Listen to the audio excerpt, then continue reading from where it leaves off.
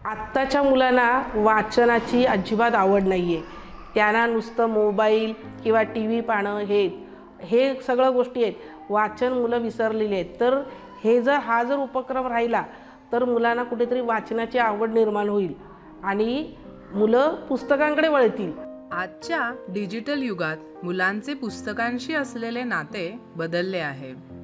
स्क्रीनने व्यापलेल्या या जगात मुलांच्या बौद्धिक विकासासाठी आणि शैक्षणिक प्रगतीसाठी चांगल्या वाचन सवयी विकसित करणे पहिल्यापेक्षा अधिक महत्त्वाचे झाले आहे.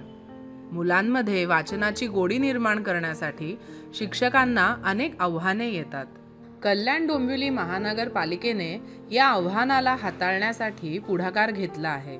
वाचनाची आवड निर्माण करण्यासाठी 2 गोष्टी लक्षात घेणे गरजेचे आहे. पुस्तकांची भौतिक जागा आणि भावनिक जोडणी या दोन्ही तयार करणे आवश्यक आहे. हा उपक्रम या दोन्ही गोष्टींचा विचार करून आखला आहे. बऱ्यापैकी ह्या शाळा ज्या आहेत या शाळांच्या मध्ये नॉन मराठी म्हणजे बाहेरच्या परभाषीय विद्यार्थ्यांची संख्या मोठ्या प्रमाणात आहे आणि खऱ्या अर्थाने त्या विद्यार्थी मातृभाषा शिकत आहेत आणि शिकत असताना प्रकट वाचनाच्या दृष्टिकोनातून आपण जो उपक्रम चालू केलेला आहे त्याची खऱ्या अर्थाने गरज आहे.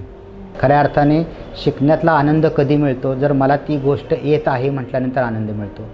मला जर एखादी गोष्ट शिकत असताना येत नाही म्हटलं की माझ्यामध्ये न्यूनगंड निर्माण होतो. इतर मुलांना येतं आहे आणि मला येत नाही. मग त्या दृष्टिकोनातून मग मुलं शाळेमध्ये पिछाडीवर राहतात किंवा शाळेत न येणे ह्या गोष्टी करत असतात. शाळेत गैरहजेरीचं प्रमाण वाढतं.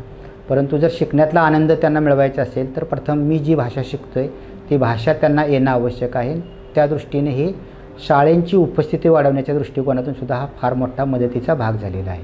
म्हणजे वाचन संस्कृती वाढवणं हे फार गरजेचं आहे आणि जर ही सवय जर लहान मुलांना आत्ताच लागली तर खऱ्या अर्थाने खूप चांगल्या दृष्टीने आपलं कार्य घडू शकेल आणि मुलांच्यामध्ये त्यांच्या भावनिक विकासाबरोबर त्यांचा बौद्धिक विकास खऱ्या अर्थाने व्हायला मदत होणार आहे. पण हा बदल घडवून आणणे शक्य आहे का? त्यासाठी सातत्यपूर्ण प्रयत्न आणि विचारपूर्वक योजना आवश्यक असतात. अशा प्रयत्नांनीच मुलांना त्यांच्या विकासाच्या पातळीमध्ये वाढ शक्य होईल. मैं तो कभी कभी सोचती हूँ कि ये फर्स्ट स्टैंडर्ड के लिए क्यों दी है ये किताबें, लेकिन फिर भी फर्स्ट स्टैंडर्ड के बच्चे भी चित्र के माध्यम से उनके अंदर एक जागरूकता होती है और चित्र देख करके उसके प्रति आकर्षक होती है तो वो आते हैं यहाँ पे और बार बार यहाँ पर भाग भाग के आते हैं वो लोग. उनको ऐसा लगता है कि ये उनके लिए रखी हुई है किताब तो वो देख देख के आते हैं और यहाँ से किताब ले लेके वो लोग पढ़ते हैं. किताब के प्रति उनका एक इंटरेस्ट ये होता है कि ये किताब मुझे पढ़ना है, इसके अंदर स्टोरी दी गई है कुछ तो वो लोग लेकर के पढ़ते हैं. विद्यार्थ्यांसाठी पुस्तके सहज उपलब्ध करून देणे हा यातील पहिला व महत्त्वाचा टप्पा आहे. मुलांच्या उंचीनुसार त्यांच्या वर्गातल्या एका कोपऱ्यात आणि कोणत्याही अडचणीशिवाय पुस्तके उपलब्ध असणे गरजेचे आहे. असे वाचन कोपरे 1ली ते 3रीच्या वर्गात स्थापन केल्यामुळे मुलांना वाचनाची गोडी लागली आहे. या मोकळेपणामुळे त्यांचा पुस्तकांकडे बघण्याचा दृष्टिकोन बदलत आहे. ती फक्त शैक्षणिक साधने नसून त्यांच्या दैनंदिन जीवनातील मित्र बनली आहेत. बहुतेक वेळा फक्त पुस्तके उपलब्ध करून देणे पुरेसे नसते. आपल्याला मुलांना वाचनासाठी प्रेरित करणेही आवश्यक असते आणि इथेच संवादात्मक प्रकट वाचन महत्त्वाचे ठरते. या प्रकट वाचन सत्रांमुळे मुलांचा शब्दसंग्रह, आकलन कौशल्य वाढतात आणि सर्वात महत्त्वाचे म्हणजे मुले आणि पुस्तकं यांच्यात भावनिक नातं निर्माण होतं आणि पुस्तकं अधिक जवळची वाटायला लागतात. ये डेली ये किताबों में ऐसी ऐसी स्टोरी है कि जो उनके साथ हमेशा होता है. बच्चों की जो काल्पनिक शक्ति होती है, जो सोचने की क्षमता होती है ना, वो इन स्टोरी में डाली गई है. जैसे कि 1-2 स्टोरी मैंने देखी ना, उसमें वो बच्चे क्या सोचते हैं वो उसमें दिया गया है.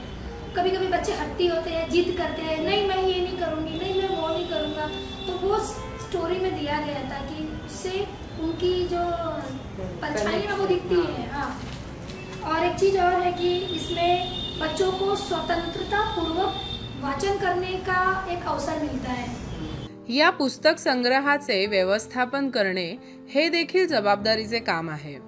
हे व्यवस्थापन आपण कसे सोपे आणि टिकाऊ बनवू शकतो?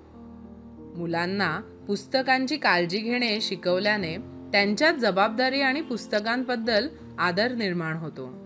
वाचन हे विद्यार्थ्यांच्या विकासासाठी महत्त्वपूर्ण आहे आणि त्याचा त्यांच्या शिक्षणावर परिणामही होतो. संशोधनात सातत्याने असे दिसून आले आहे की नियमितपणे वाचणाऱ्या मुलांमध्ये भाषा कौशल्य, एकाग्रता आणि विवेचनात्मक विचार क्षमता चांगल्या विकसित होतात. मुलगा स्वतःहून वाचणं फार फरक आहे आणि आम्ही शिक्षकाने सांगणं. परंतु या संस्थेच्या मार्फत मुलं जे पुस्तक त्यांना मनाला वाटेल ते घेतात, वाचतात आणि शुद्धपणे म्हणजे त्यांचं जे वाचनाचा जो बदल झालेला आहे तो फार महत्त्वाचा आहे. डिजिटल युगाच्या आव्हानांना सामोरे जाताना पुस्तकांशी मुलांचे नाते पुन्हा नव्याने जोडण्याचे हे प्रयत्न निश्चितच फलदायी ठरतील. वाचन संस्कार ही आपल्या मुलांसाठी आपण देऊ शकणारी सर्वोत्तम भेट आहे.